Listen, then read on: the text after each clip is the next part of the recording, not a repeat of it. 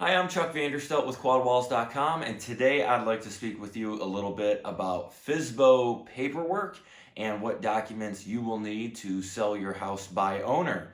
So before we jump into those, just a couple things about why those documents are really important. First thing first, again, I'm a real estate agent. I'm a salesperson.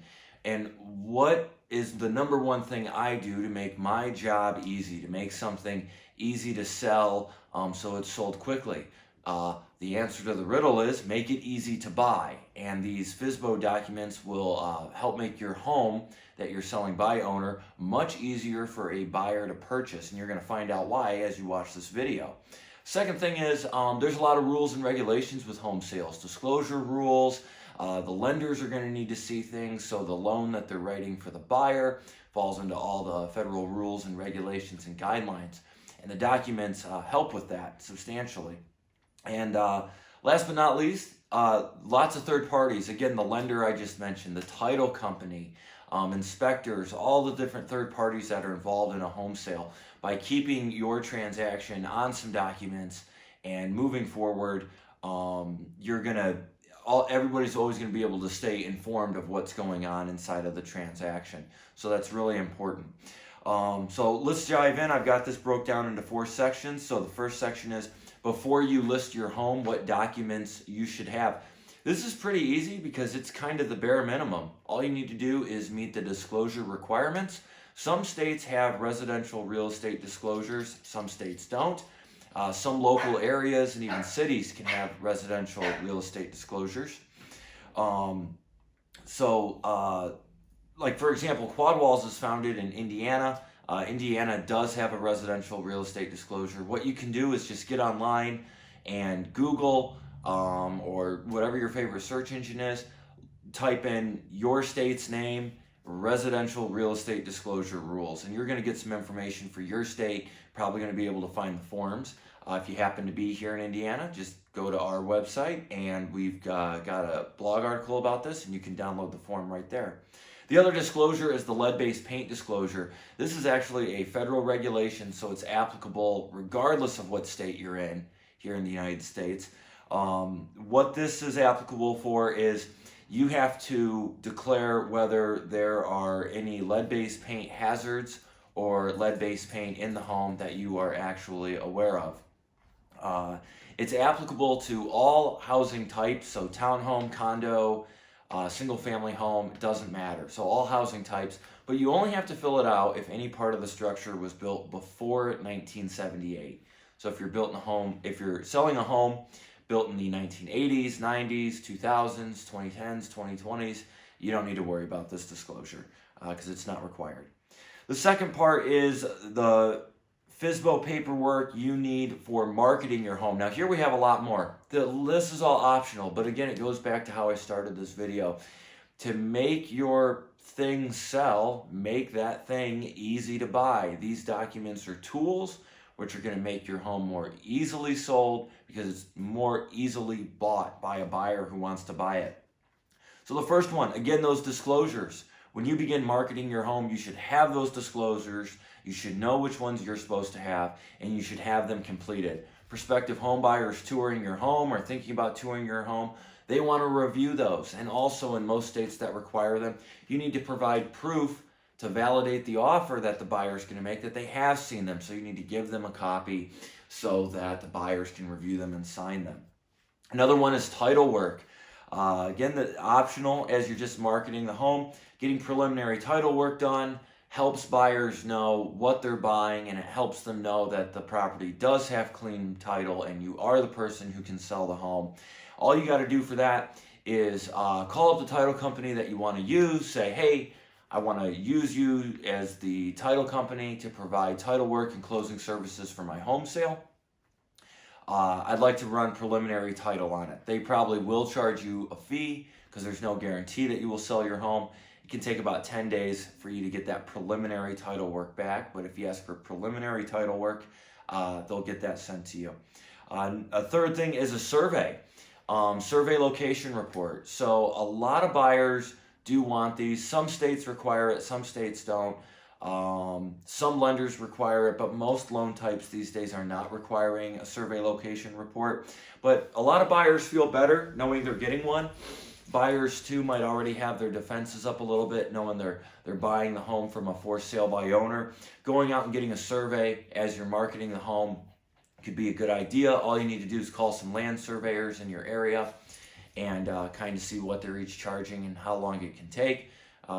Both the price and how long it takes to complete really varies depending on your property, so that's kind of hard to predict. But yeah, getting a land survey really helps buyers. It just kind of gives them a sense of calm, a better sense of understanding. It's kind of like a comfort thing, like a security blanket. It just makes everything feel more complete. They can understand exactly what they're buying, and it'll help you understand exactly what you're selling. A fourth thing, covenants and restrictions and HOA or POA regulations and rules. So if you're in an HOA, you've probably got rules and regulations, or a POA. Some parts of the country call it a POA, a Property Owners Association. You want to have a copy of those rules and regulations on hand. Buyers are going to ask about that. Is this in an HOA? And what are the rules and regulations? They want to know they can use the property how they want to and do what they want at the property. The last thing you want is to accept an offer and then 4 weeks later have the buyer stumble upon these and want to terminate the transaction. And then you just wasted all that time. Same thing with covenants and restrictions. Get a copy of these, have them on hand, provide them to the buyers. Don't hide them from the buyers. Don't. It can never work out well for you. Put it in front of the buyers and have them pretty quickly sign off on it if they do make an offer, which we're actually going to talk about in the next section more. A purchase agreement. This one is huge. You probably wouldn't think about this as the home seller to have a purchase agreement on hand. But say a buyer walks in your house today. They love it. They love everything about it. They take a copy of the disclosures. They take a copy of the HOA documents, and they just love your home. They love everything about it. Well, now how are they going to make an offer? They don't know how to do that. They don't send you an email and say, well, I'll pay you this, and I want to close on this day. That's not how real estate transactions work. So they need a purchase agreement. Get a purchase agreement. There's lots of ways that you can get a purchase agreement. What you want to do is maybe put all this together as a nice packet and put it in buyers' hands as they're leaving your home. And then they've left with a purchase agreement. They can make copies of it and they can fill it out and send it back to you with their offer. Where you can find a purchase agreement would be, there's some different websites online. There's different websites, legal-based or attorney-based websites, where you can put in some information and that's going to generate a contract. A local attorney could provide you with a purchase agreement. It'll have a whole bunch of blanks, and the buyer can fill in those blanks. The last thing to have on hand as you're preparing to market your home is counteroffers. Say that buyer makes an offer, and they're going to have their purchase price and terms and everything like that. And offers in states, they're several pages long. Here in Indiana, an offer is 8 pages long, the offer form that we use. There's a lot of information in it. You don't want to make a buyer rethink their entire offer or rewrite their entire offer and reconsider any of their decisions because you want to change one little thing. Instead, a great tool is a counteroffer document where you can just write about the one specific item that you want to counter and send that back to the buyer. It's an excellent way to deal with making a counteroffer. The third section, Fsbo paperwork after accepting an offer. So buyers come through, you've accepted an offer. There is some paperwork you should have on hand for them. I'm going to touch back to the covenants, restrictions, and the HOA and POA materials. So in a lot of states, there's a statute that if an HOA or a POA requires mandatory membership, meaning the buyer will be required to join it, that you have to provide this documentation. So that's why I'm bringing this up again.